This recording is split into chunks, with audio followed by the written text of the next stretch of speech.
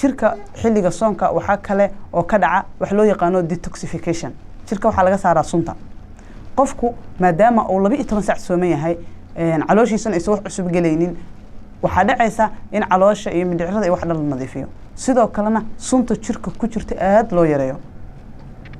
xilliga ramadaanka qofka soomani waxyaabo badan ayuu ka faa'iidaa caafimaad ahaan difaaca jirka marka lagu leeyahay waxaan ku sheegay in unugyo cusub la dhisaayo in ku haleysnaay ama dhaawac ahay la baabi'inayo kansarku waa unugyada jirka oo batay oo waliba kuwa xanuun qaba laakiin haddii kuwa xanuunsanay laga kansalo qofka kuwa cusub oo cudur qabin loogu bedelana taas caafimaadka halkaas ayaa ka helaya marka waxaan leeyahay soonka ha laga taxadaro